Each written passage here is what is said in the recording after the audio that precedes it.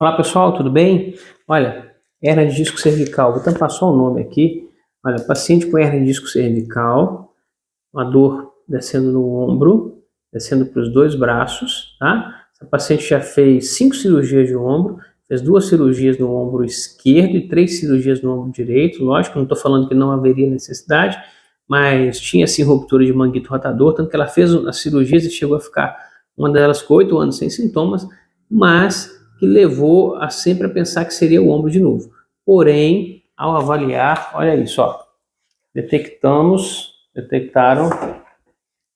hérnia de disco cervical, uma hérnia bem grave, né? São 5 hérnias de disco, fazendo com que haja compressão radicular e essa compressão gera esses sintomas de radiculopatia cervical, que é a dor na cervical irradiando para o braço. Então, a gente tem que sempre ficar atento. Tem uma dor no ombro, avaliou o ombro, palpou as estruturas, fez teste muscular, fez teste na bursa, tanto na porção acromial, tanto na porção subdeltoide, e não deu dor, né?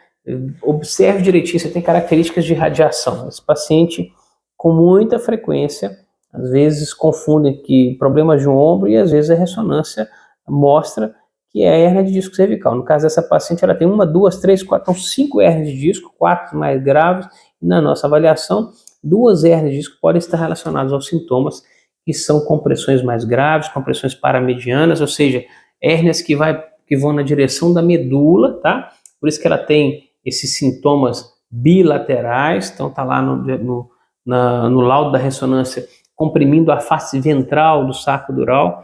Então essa compressão em direção à medula significa que a área a ser comprimida é uma área mais nobre, que os cuidados que nós temos que ter com relação a esse paciente são cuidados, nós temos que ser mais enfáticos com relação ao que ele pode fazer, o que não pode fazer, o que ele não deve fazer, tá? Porque essas hérnias, elas têm do ponto de vista anatômico, né, do ponto de vista de fisiopatologia, merece uma atenção especial da gente, tá?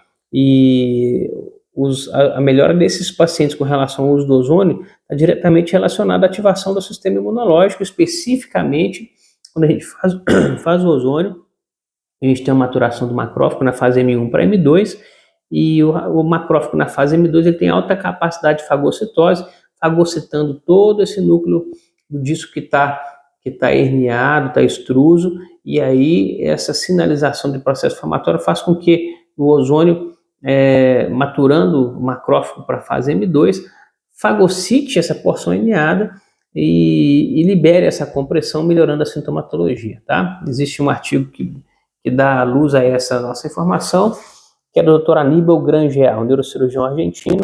Você pode procurar lá no Google Escolar e digitar o nome dele. Entre os artigos você vai ver lá que é a absorção do núcleo pulposo, né, através da ozonoterapia paravertebral.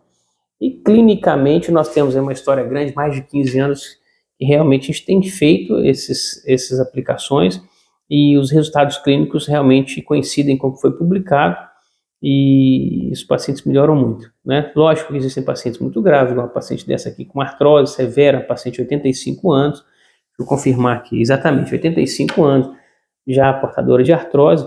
Lógico que a gente pode se esperar sim, um paciente um pouco mais refratário, mas a gente está começando hoje e eu vou dividir esse caso com vocês, porque é um paciente com somatório de síndrome facetária, ou seja, tem compressão de elementos posteriores, compressão de elementos anteriores, tanto para a região lateral quanto medial, que são as hérnias de disco, e tem aí também uma idade avançada, com hipotrofia ou hipotonia da musculatura paravertebral, né, um paciente com déficit de força. Tudo isso faz com que o cenário, né, o ambiente de tratamento, às vezes, possa ser um pouco aí desfavorável. Mas a gente sempre mira no 100% para que a gente consiga melhorar a qualidade de vida do paciente. Esse paciente com hernia de disco cervical, frequentemente ele tem dificuldade para dormir, ele acorda várias vezes com dor, né, essa dor irradiada, e a melhora do sono é o principal parâmetro que a gente tem que perguntar ao paciente. O paciente às vezes está em dúvida se ele está melhorando ou não, pergunta para ele como que ele está dormindo. Ele vira para você, às vezes pode acontecer, doutor, eu acho que não está melhorando muito.